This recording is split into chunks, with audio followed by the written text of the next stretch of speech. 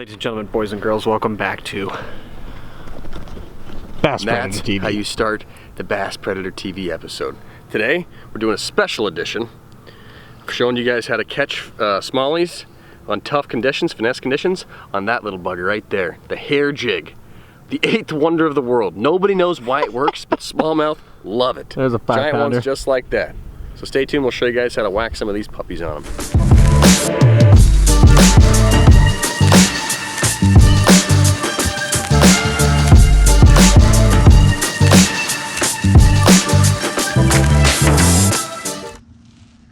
Just like that, you have a 20-pound bag on fucking your hair.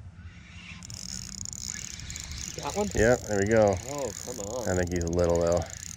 Yeah, there we go. Oh, come on. I think he's a little though. Hair jig. Oh, there's a ferocious song going on here, I reckon. Just slow reel on this thing, that's all you do. That's the whole technique here. Just slowly reel it in. Low and slow. Low and slow, baby. And the bait really just loads up. You want to keep your drag loose. You really can't lose them unless you pull too tight on them. It's a long fight. And it's awesome. This guy's a decent one. He's not huge. He's average. Plucked out some big ones today on this bait. It's amazing how big a fish will eat this little bugger of a bait.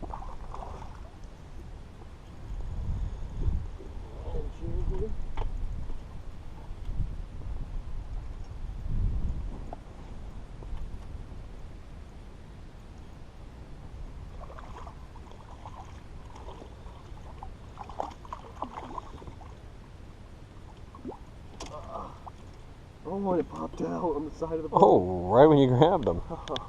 There you go. Not a bad one, but... Nice.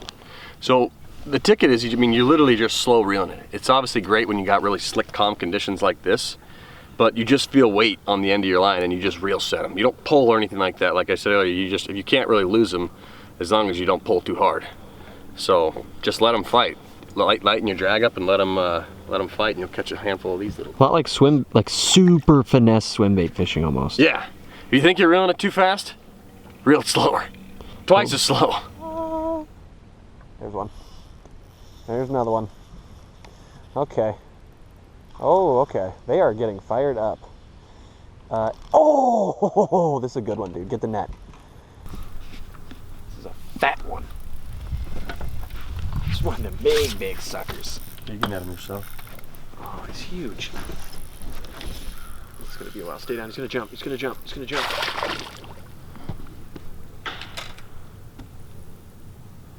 It's a nice one. Very large. Large. This one right here, guys, is a large marge. Oh, so every time we pull up to the reeds, I'm glad we turned around. We were going down the bank, and there's this, I don't know, 100 yards. This one's big. This one's gonna make up for that big one I lost. This little stretch of reed patches and sand and rocky kind of bottom. And every time we get to the outside of the reeds, There's two right there. Another with them. another one with them. Oh, there are those rocks we were talking about. You're right. Right on this rock spot. What's they like? Can you net them for me? That is big, huh? Oh!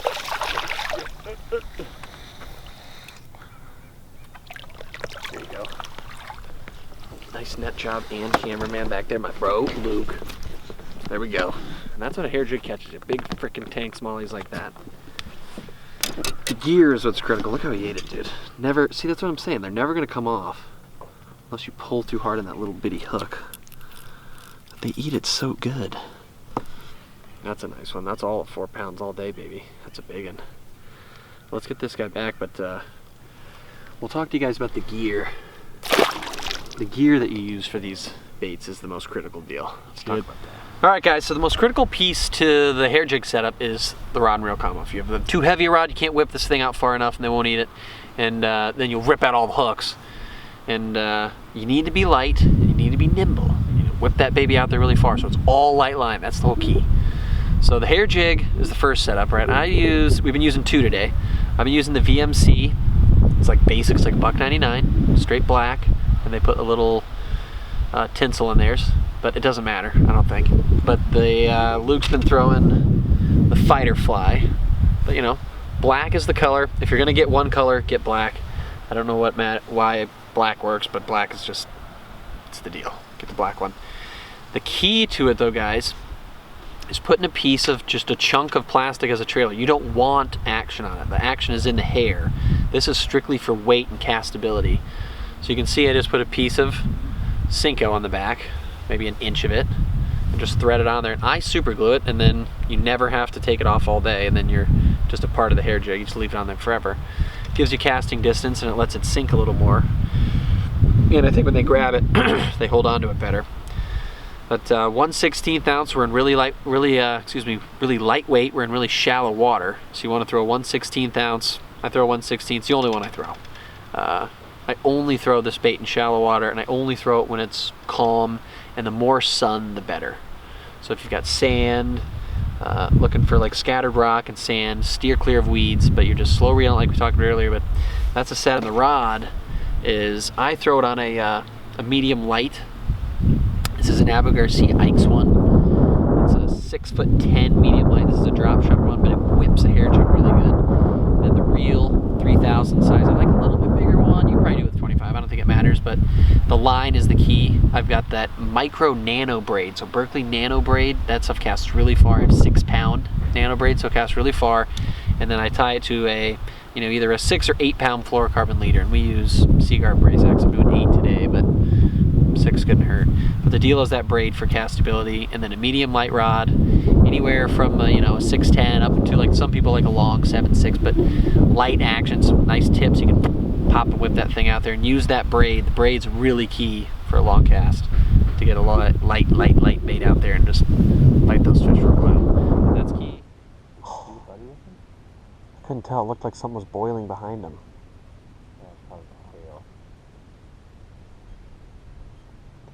How did I lose him? This was huge. I get him back? No, it's a different fish. Different fish. 2 casts in a row. Hair jig, smallmouth. Smallmouth! I feel like when they get close to the boat, that one I lost was so big, man. When you get close, just play them. Oh, just play them. These hooks are so tiny. It's like a crappie hook, so you don't want to. You do not want to pull it too hard. Right there, I hate that. Give me a little fella. It's not that little, actually. There you go. Hang on. Open your mouth. Yes. Whew. Not the greatest landing in the world, but we got him. That's a decent smallmouth. I lost a huge one a second ago, and then next cast, I thought he had a buddy with him. I wonder if this must have been him. Next cast got this guy. Look, he ate that hair jig really good. All the way in the mouth. That one wasn't gonna come off. There it is, a little tiny VMC hair jig, 16th ounce weight, black. And the smallies just crush it. They're just smashing it right now. There's a nice one. Let's get that one back. Yeah, it's just it's a shallow water technique, and you just bomb this thing out there and just reel it back as slow as you can. And like Luke said, if you feel the tick, load up. You got the smallie on there, and then just play them down. Let the drag run. They get close to the boat. Let them pull. That's a smallie technique. Let's get some more. Yeah.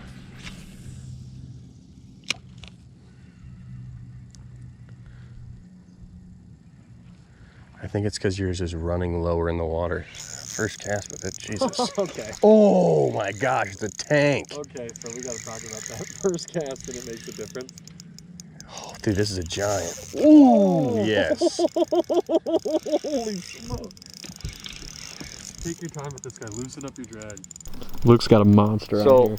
a couple of the details on this. Oh my lord, dude. Let's get this guy in. You see him? Oh my god, he's huge. I'm gonna come around this way. Left? Yeah. Walk back to the back with me then. No, I'm coming back this way. Guess you're going this way. He's a giant. Oh my gosh, we've just caught some serious monsters. Yeah. I can't see them yet. We gotta get them out from under the boat. I'm trying, man. Right there. Come here. Right there. Come here. Come here.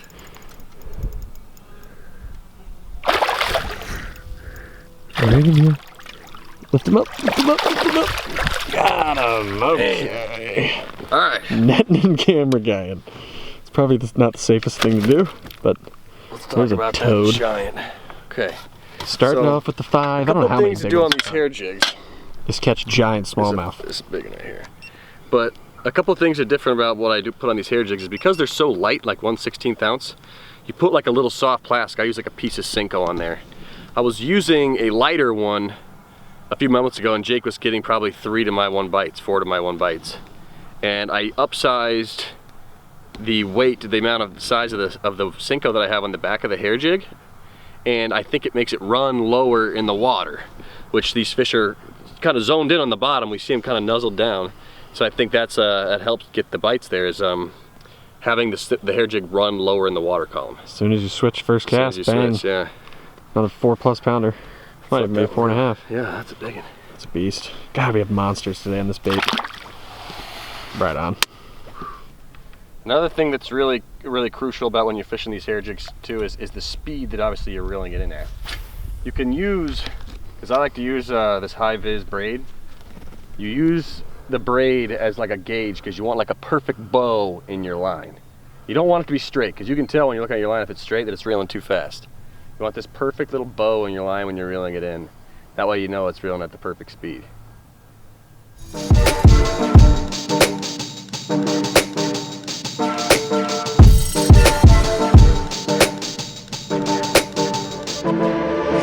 Better. I think we should almost fire it.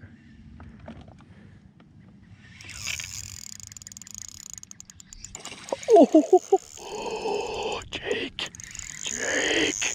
Jake. It's a giant. Jake, it's a 4 pound. How big is it? It's another one of those 4-pounders. Oh, it's another tankosaurus. Luke's got another tank on here on the hair jig. Oh gosh. I'm retying over here. Look at this mess you got on. I'm retying. This guy's sitting here fighting a mess of everything. And I'm just sitting here reeling them in. Hunting, fishing. I also want to point something out. It is slick calm. I'm trying to get my... Slick calm is what is the difference here. It really does matter. I mean, if it's slick calm like this, there's not many other baits you'd want to throw for smallmouth. Hang on. Doing a terrible job here. Just an ox. Not many other baits you'd want to throw for the smallmouth like this.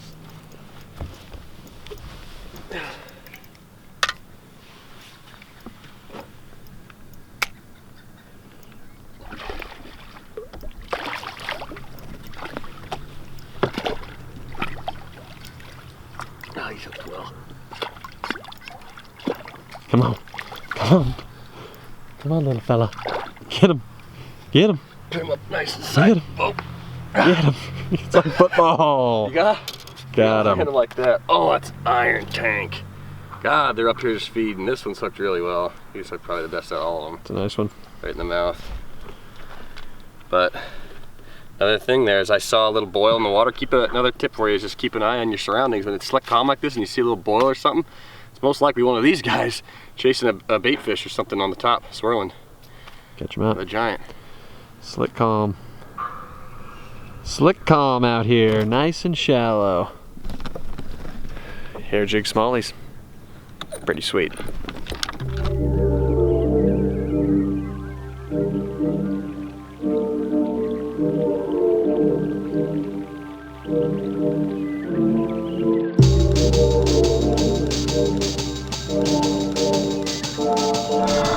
Oh, ladies and gentlemen, that's a hair jig wrap. That's all she wrote, folks. Smooth marabou hair feathers brought to you by Jake and Luke Heath. Till next time, hair jig smooth.